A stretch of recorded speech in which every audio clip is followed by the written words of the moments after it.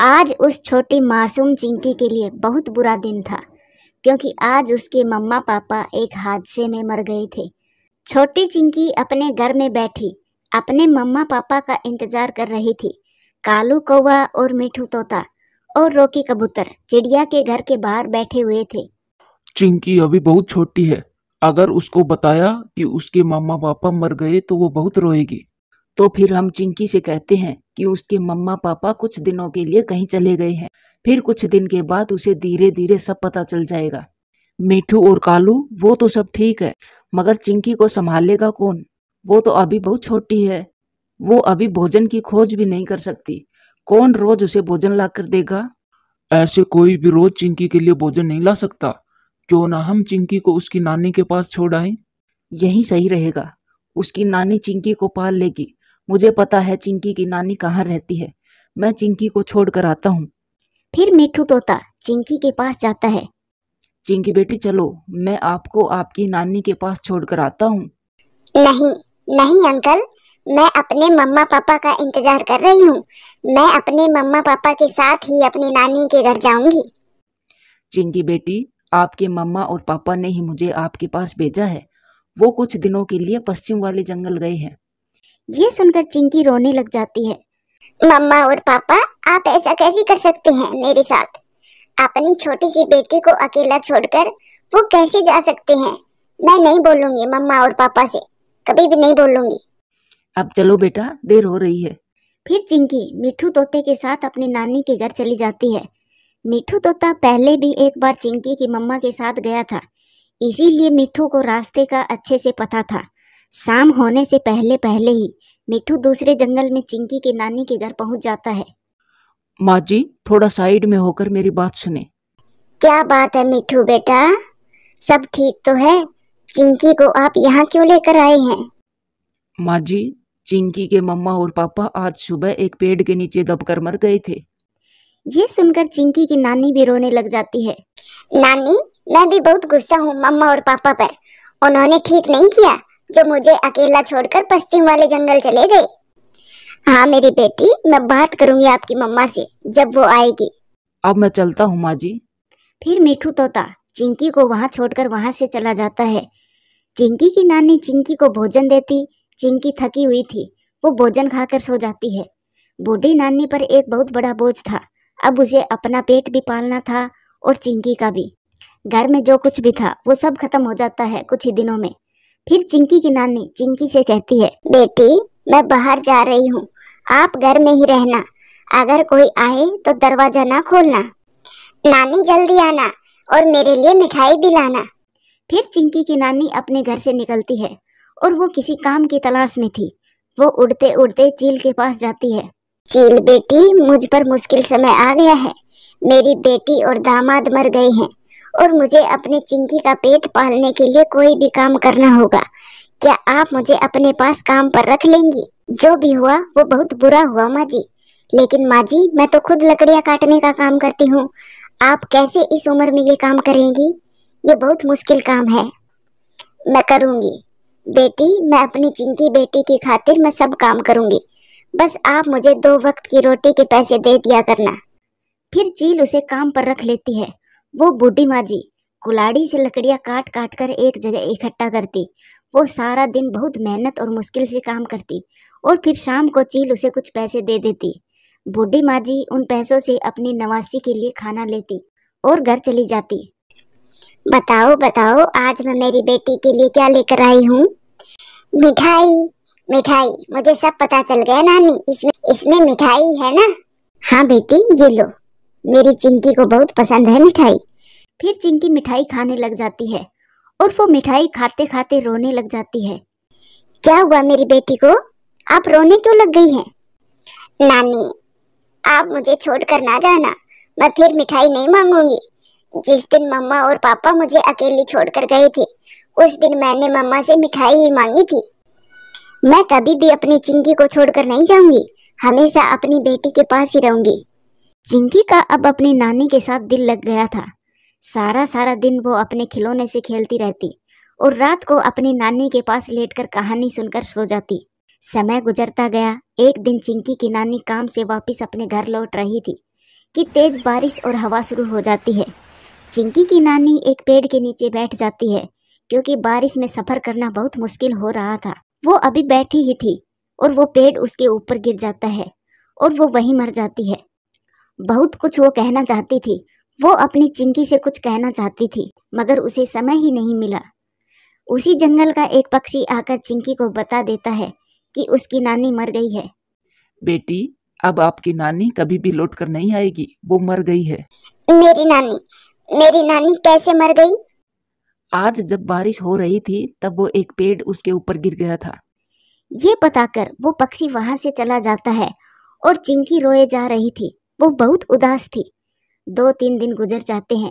चिंकी को अब बहुत भूख लगी थी और वो पहली बार अकेली अपने घर से निकलती है। वो उड़ती हुई दूर निकल जाती है। उसे क्या पता था कि वो कहाँ जा रही है। वो तो बस उड़े ही जा रही थी। फिर वो एक पेड़ पर बैठ जाती है। थोड़ी ही देर बाद वहाँ मिठू तोता आ जाता है। चिंकी बेटी, आप यहाँ कैसे? अंकल, नानी भी मुझे छोड़कर चली गई, परंतु नानी मम्मा और पापा की तरह दूसरे जंगल नहीं गई है, वो मर गई है। मगर मेरे मम्मा और पापा को एक बार भी मेरा ख्याल नहीं आया, वो अभी तक लौट कर नहीं आए हैं। चिंकी अब बड़ी हो गई थी, इसीलिए मिठू अब चिंकी को सारा सच बता देना चाहता था। चिंकी बेटी, आप छोटी थी, हम आपको कैसे बताते? आपके मम्मा और पापा मर गए हैं। वो तो उसी दिन पेड़ के नीचे दबकर मर गए थे और हमने आपसे झूठ बोला था।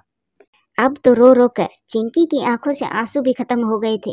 वो पत्थर बनी मिठू की बातें सुन रही थी। चलो बेटी, अब आप अपने घर चलो। फिर चिंकी अपने मम्मा और पापा के घर चली जाती है। वो समझ चुकी थी अब उसे अकेले ही अपना जीवन गुजारना है।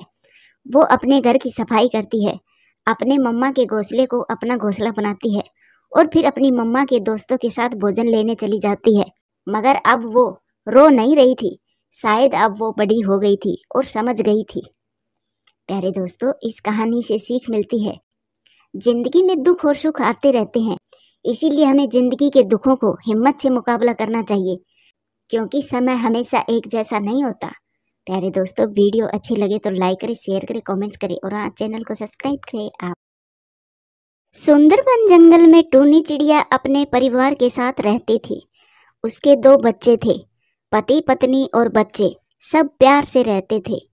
चिंकी बेटी, अब बस भी करो, मुझे जाना है, देर हो रही है। मगर पापा, बाहर तो बारिश हो रही है, आप मत जाइए।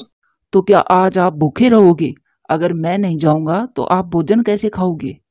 चिंकी, आप पापा के कंधों से नीचे उतर जाएं, मेरे पापा थक गए होंगे। अच्छा, मेरे पापा? सुन, पापा मेरे भी हैं, तू ज्यादा बन मत। अच्छा बच्चों, अब अपने पापा को जाने भी दो, देर हो रही है इन्हें। फिर चिंकी अपने पापा के कंधों से नीचे उतर जाती है और उसके पापा अपने परिवार के लिए भोजन लेने चला जाता है। तेज बारिश में रॉकी कबूतर को उड़ने में बहुत मुश्किल हो रही थी, इसीलिए वो एक पेड़ के नीचे थोड़ी देर बैठ जाता है। ये बारिश है कि रुकने का नाम ही नहीं ले रही। मेरे बच्चे भूखे होंगे, मुझे इस बारिश में ही जाना होगा। अपने बच्चों का सोचकर रॉकी कबूतर फिर से उड़ता है। बारिश के कारण दूर तक देखना बहुत मुश्किल था, इसीलिए रॉकी कबूतर बहुत सावधानी से उड़ रहा था। काफी देर के बाद बारिश भी रुक जाती है और मौसम साफ हो जाता है। रॉकी कबूतर को एक फलदार पेड़ दिख जाता है। फिर रॉकी कबूतर उस पेड़ से 3 फल तोड़ लेता है। वाह रे चील, तेरी किस्मत, ऐसे ठंडे ठंडे मौसम में गरम गरम मांस, आज तो मजा ही आ जाएगा। ऐसा सोचकर वो जालिम चील उड़ती है और रॉकी कबूतर के पास आ जाती है। मम्मा, मुझे जाने दो, मेरे बच्चे भूखे हैं। मैं भी तो भूखी हूँ, अगर तुझे जाने दूंगी तो फिर मेरा पेट कैसे भरेगा? फिर वो चील रॉकी कबूतर पर हमला करती है। रॉकी कबूतर भी डट कर मुकाबला करता है। वो अपने परिवार के लिए जीना चाहता था, वो किसी भी सूरत में मरना नहीं चाहता था। वो चील थक जाती है और थक कर वहां से भाग जाती है। रॉकी कबूतर बहुत घायल हो जाता है और उसके पंखों से खून बह रहा था। थोड़ी देर के बाद उधर से मिठू तोता गुजर रहा था। रॉकी कबूतर की ऐसी हालत देखकर मिठू तोता उसके पास आ जाता है। रॉकी, ये कैसे हुआ? तेरी ये हालत कैसे हो गई? मेरी सांसें रुक रही है। मिठू, आप ये फल मेरे बच्चों को दे देना और उनसे कहना अब आपका पापा कभी भी लौट कर नहीं आएंगे। उनसे कहना आपके पापा आपसे बहुत प्यार करते थे और बहुत सारी बातें करना चाहते थे, मगर समय नहीं था उनके पास। मेरे जाने के बाद मेरे परिवार को बहुत दुख उठाना पड़ेगा। उन्हें कहना कि वो मुझे माफ कर दे। अपनी आखिरी समय में ये सब कहते हुए रॉकी कबूतर मर जाता है। एक परिवार का ये कैसा बंधन है। बेचारा मरते समय भी अपने परिवार का ही सोच रहा था। फिर मिठू तोता वो फल उठाकर वहां से चला जाता है। चिड़िया, ये फल आपके पति ने भेजे हैं। मिठू, मेरा पति कहाँ है और आप इतने परेशान क्यों हो? वो गिरा पड़ा था चिड़िया, वो मर गया। वो अपने बच्चों से ढेर सारी बातें करना चाहता था। वो अपने परिवार को याद करते करते मर गया। उसे समय नहीं मिला। वो चील बहुत जालिम थी। मम्मा चिड़िया तो मूर्ति बने हुए मिठू की बातें सुन रही थी और आंसू उसकी आंखों से टपक रहे थे। मिठू तोता वहां से चला जाता है। मम्मा, आप रो क्यों रही हैं? मम्मा, पापा ने मिठू अंकल को फल देकर क्यों भेजा? पापा खुद क्यों नहीं आए घर?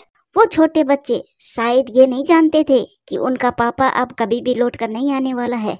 बच्चों, आपके पापा बहुत दूर चले गए हैं। वो अब कभी भी लौट कर नहीं आएंगे। ऐसा कभी भी नहीं हो सकता। मैं नहीं मानती। मेरे पापा मेरे बिना कहीं भी नहीं जा सकते। पापा ने वादा किया था जब वो दूर वाले जंगल जाएंगे तो मुझे अपने साथ लेकर जाएंगे। बच्चों, आप ये फल खाओ और सो जाओ। मैं नहीं खाऊंगी। ये फल जब तक नहीं खाऊंगी जब तक पापा घर नहीं आ जाएंगे। मैं नहीं खाऊंगी, कभी भी नहीं खाऊंगी। मैं भी नहीं खाऊंगा, मुझे भी भूख नहीं है। मम्मा चिड़िया रोती रहती है और बच्चे सो जाते हैं। वो रात मम्मा चिड़िया के लिए बहुत लंबी और दुखों से भरी रात थी। फिर सुबह हो जाती है। सब पक्षी भोजन लेने जा रहे थे। चिड़िया भी अपने घर के बाहर बैठी हुई थी। मम्मा, सारी रात गुजर गई और पापा अभी तक नहीं आए। अब तो सुबह भी हो गई है। बच्चों, तुम दोनों घर के अंदर चले जाएं और मैं आपके पापा को ढूंढ कर लाती हूँ। मम्मा, मैं भी आपके साथ जाऊंगी। नहीं चिंकी बेटी, आप कुकू बाई के साथ घर में रहें। फिर मम्मा चिड़िया उड़ती है और वो बहुत उदास थी। उसे जंगल सुना सुना लग रहा था। जिन रास्तों पर कभी वो अपने पति के साथ जाया करती थी, उन रास्तों पर आज वो अकेली उड़ रही थी। मम्मा चिड़िया जाकर नदी पर बैठ जाती है और फूट फूट कर रोने लग जाती है। मुझे क्या मालूम था कि आप मुझे छोड़कर चले जाएंगे। मुझे मालूम होता तो मैं आपको कभी भी घर से बाहर जाने नहीं देती। मैं मर जाती, बस आपको कुछ ना होने देती। चिड़िया अपने बच्चों के सामने तो खुलकर रो भी नहीं सकती थी, इसीलिए वो अपना दिल हल्का करना चाहती थी। वो रो रही थी। बेचारी चिड़िया, बहुत बुरा हुआ इसके साथ। 2 बच्चे भी हैं। गोरी, चिड़िया को हौसला और तसल्ली देनी होगी। अगर ऐसे ही रोती रही तो ये भी मर जाएगी और फिर बच्चों का क्या होगा। फिर कालू कौवा और गोरी कौवी चिड़िया के पास आ जाते हैं। चिड़िया बहन, जब मैं 5 दिन की थी तब मेरा पिता मुझे छोड़कर चला गया था। माँ भी बीमार थी, मगर फिर भी मेरी माँ घर से निकली और मेरा पालन पोषण किया। अभी पिछले महीने बुलबुल का पति भी तो बारिश में मर गया था। इस जंगल में ऐसा ही होता है। जो चला गया उसे बुलाया तो नहीं जा सकता, मगर मरने वाले के साथ मरा भी तो नहीं जाता। हमें जीना होता है। हमें अपने लिए नहीं, अपने बच्चों के लिए जीना होता है। चिड़िया बहन, हिम्मत रखो। अपने बच्चों की तरफ देखो, वो बहुत छोटे हैं। गोरी बहन, मैं आखिरी बार उनसे मिल भी ना सकी। अगर मैं उनके साथ होती तो मैं मर जाती, लेकिन उन्हें ना मरने देती। चिड़िया बहन, आप घर जाएं अपने बच्चों के पास। उन्हें प्यार दे, उन्हें समझाएं कि अब उन्हें पापा के बिना जीना सीखना होगा। मैं और कालू जी आपका भोजन लेकर आते हैं। फिर मम्मा चिड़िया अपने घर चली जाती है। मम्मा, पापा नहीं मिले क्या? चिंकी और कुकू, आपके पापा को चील ने खा लिया है। दुष्ट चील ने आपके पापा को मार दिया है। मेरे बच्चों, अब आपको आपके पापा के बिना ही रहना होगा। चील का नाम तो बच्चे तब से सुन रहे थे जब वो अंडों से निकले थे, इसीलिए उनको मालूम होता है कि जिसे चील खाए वो लौट कर नहीं आता। फिर बच्चे रोने लग जाते हैं। मेरे पापा को बहुत दर्द हुआ होगा जब उस चील ने मेरे पापा को खाया होगा। बुरी है वो चील, बहुत बुरी है। वो गंदी है, वो गंदी चील है। गोरी और कालू भी बच्चों के लिए भोजन लेकर आ जाते हैं।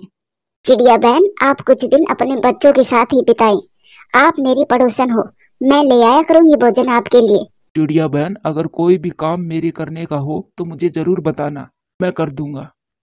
चिड़िया के दिल का बोझ अब थोड़ा सा हल्का हो गया था। वो अपने बच्चों को भोजन खिला देती है और खुद भी खा लेती है। आज गोरी और कालू ने बहुत अच्छा काम किया था। दोस्तों, आप भी अपने माँ बाप को प्यार किया करें, क्या पता कल वो हमारे साथ हो या ना हो। प्यारे दोस्तों, वीडियो अच्छी लगे तो लाइक करें, शेयर करें, कमेंट्स करें और हाँ, चैनल को सब्सक्राइब करें। दूर किसी जंगल में टूनी चिड़िया अपने परिवार के साथ खुशी खुशी रहती थी। टूनी चिड़िया और उसका पति रोकी कबूतर और उसकी बेटी हमेशा साथ साथ रहते थे। उनके घर के पास ही एक आम का पेड़ था जिस पर बहुत सारे आम लग रहे थे। वो परिवार हर रोज जी भरकर आम खाते और कभी उनका दाना खाने का मन करता तो वो घने जंगल में चले जाते। मम्मा पापा, क्या हम सब हमेशा एक साथ ही रहेंगे? हाँ मेरी बेटी, लेकिन जब मेरी बेटी बड़ी हो जाएगी तब मैं उसकी शादी कर दूंगी। पापा, आप मम्मा से कहो वो ऐसी बात ना करे। मैं कभी भी शादी नहीं करूंगी। मैं तो हमेशा आपके साथ ही रहूंगी। मैं शादी करके चली जाऊंगी तो फिर आपके साथ कौन रहेगा? उनके पड़ोस में ही कौवे का एक परिवार रहता था जो बहुत ही शैतान कौवे थे। वो हमेशा ही चिड़िया के परिवार को देखकर जलते रहते थे। वो हमेशा ही चिड़िया का बुरा ही चाहते थे। कालू, अगर हम किसी तरह उस चिड़िया को यहाँ से भगा दें तो उसका वो घर और वो आम का पेड़ हमारा होगा। गोरी, उनका घर नया है और सुंदर भी, और उनके पेड़ पर बहुत मीठे मीठे आम लगते हैं। तो फिर ऐसा कुछ करो कालू जिससे वो सब हमें मिल जाए। मुझे वो चिड़िया और उसका परिवार जरा भी अच्छे नहीं लगते। गोरी, तुम चिंता मत करो, मैं कोई योजना बनाता हूँ। फिर आधी रात को कालू कौवा अपनी पत्नी गोरी कौवी से कहता है, गोरी, मेरी वो लकड़ी काटने वाली आरी कहाँ है? कालू, क्या तुम पड़ोसियों का आम का पेड़ काटने जा रहे हो? हाँ गोरी, अब तो मैं उनको यहाँ से भगाकर ही दम लूंगा। फिर कालू कौवा अपनी लकड़ी काटने वाली आरी लेकर घर से निकलता है और जिस डाली पर चिड़िया का घर था वो उसे काटने लगता है। वो आरी तेजी से चला रहा था। जोर की आवाज आती है और जिस डाल पर कालू कौवा बैठा था वही डाल टूट जाती है और कालू कौवा नीचे गिर जाता है। मर गया, हाय रे, मैं मर गया। मेरी पूंछ, मेरी पसलियां टूट गई है। फिर बहुत मुश्किल से कालू कौवा उड़कर अपने घर जाता है। कालू जी, आपने तो कमाल ही कर दिया, इतनी जल्दी ही उस चिड़िया का पेड़ काट दिया। कहाँ काट दिया गोरी, बहुत बुरा हुआ। मैं डाल काट रहा था और जिस डाली पर बैठा था वही डाली टूट गई। मेरी पसलियां टूट गई, हाय रे, मैं मर गया। गोरी, मेरे पंखों पर पट्टी बांध दो, हाय। कालू, जब भी हम उस चिड़िया को नुकसान पहुंचाने की कोई कोशिश करते हैं तो हमारा अपना ही नुकसान होता है। मगर कल ऐसा नहीं होगा, मैं कल कोई नया उपाय निकालूंगा। मैं चुप बैठने वाला नहीं हूँ। फिर दूसरे दिन गोरी कौवी चिड़िया के पास जाती है। चिड़िया, जिस पेड़ पर तुम्हारा घर है उस पेड़ पर भूत रहता है। अगर तुम और तुम्हारे परिवार को बचाना चाहती हो तो कहीं दूर चली जाओ। तुम हमारी चिंता ना करो गोरी, हम भूत से खुद निपट लेंगे। भूत हमारा क्या बिगाड़ेगा। गोरी आंटी, मुझे तो आप ही कोई भूत लग रही हो। ये चिड़िया इतनी आसानी से ये पेड़ छोड़कर नहीं जाने वाली है। गोरी कौवी मन ही मन में ऐसा सोचती है और फिर कालू कौवा गोरी कौवी से कहता है, गोरी, तुम किसी तरह उस चिड़िया के परिवार को पहाड़ों के पास लेकर जाओ। जब वो सब एक जगह इकट्ठे बैठे होंगे तब मैं ऊपर से उन सब पर एक पत्थर गिरा दूंगा। कालू, ये तो बहुत आसान काम है, मैं आज ही उसे पहाड़ों पर लेकर जाती हूँ।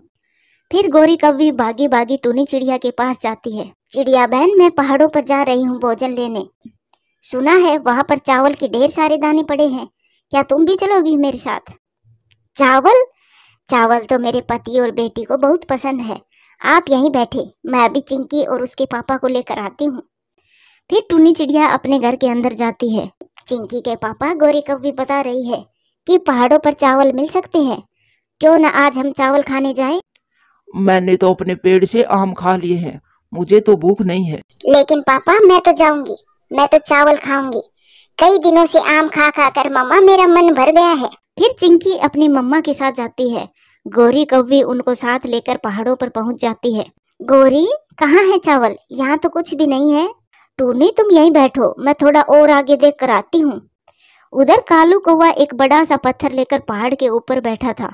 अब मैं ये पत्थर उस चिड़िया के ऊपर गिराकर इसको यही खत्म कर दूंगा। ऐसा कहकर कालू कौवा पत्थर को धक्का देता है। वो पूरा जोर लगाता है। पत्थर जैसे ही अपनी जगह से हिलता है, वैसे ही कालू कौवा का पाँव भी फिसल जाता है। पत्थर और कालू कौवा दोनों ही नीचे गिर जाते हैं। बचाओ बचाओ बचाओ, मुझे कोई तो बचाओ। टूनी चिड़िया कालू कौवा का शोर सुनकर अपनी बेटी को लेकर दूर हो जाती है और कालू कौवा सीधा आकर जमीन पर गिरता है। कालू, तुम पहाड़ के ऊपर क्या कर रहे थे?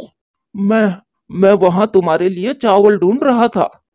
गोरी कौवी भी वहां आ जाती है। अपने पति को इस हाल में देखकर गोरी कौवी रोने लग जाती है। मेरा कालू कैसे गिर गया? कहीं चोट तो नहीं लगी मेरे कालू को? गोरी, ये पूछो तुम, चोट कहाँ कहाँ लगी है? गोरी, मेरा पंख, मेरा पाँव, मेरा सर सब टूट गया है। गोरी, मुझे नहीं चाहिए चावल, यहाँ तो बहुत खतरा है। चलो बेटी, हम कहीं और चावल ढूंढ लेंगे। फिर टूनी चिड़िया अपनी बेटी को लेकर वहां से चली जाती है। कालू बच गई, आज फिर वो चिड़िया बच गई। तुम्हारे सारे प्लान फेल हो जाते हैं और चोट हमेशा तुम्हें ही लगती है। अब देखना मैं कैसे आसानी से उन सबको मारती हूँ। देखते हैं तुम उस चिड़िया को मारती हो या फिर अपने ही पंख तुड़वाती हो। कालू, मैं बुद्धि से काम लूंगी, तुम्हारी तरह पागल नहीं हूँ मैं। फिर दूसरे दिन गोरी कौवी बुलबुल की दुकान पर जाती है। बुलबुल बहन, मुझे चूहे मारने वाली दवा दे दो, मेरे घर में बहुत सारे चूहे आ गए हैं। ये लो गोरी, इसे बच्चों से दूर रखना, बहुत खतरनाक जहर है ये। फिर गोरी कौवी वो जहर लेकर अपने घर आ जाती है और घर आकर गोरी मीठी खिचड़ी बनाती है और उसमें वो जहर मिला देती है। अब तो मैं कालू को सरप्राइज दूंगी। उसे तो मालूम ही नहीं होगा कि मैंने कैसे उस चिड़िया को और उसके परिवार को मारा है। कालू कौवा भी नदी से पानी पीकर आ जाता है। कोई उपाय सोचा है क्या गोरी, उस चिड़िया के परिवार को मारने का, या फिर ऐसे ही बड़ी बड़ी बातें कर रही थी?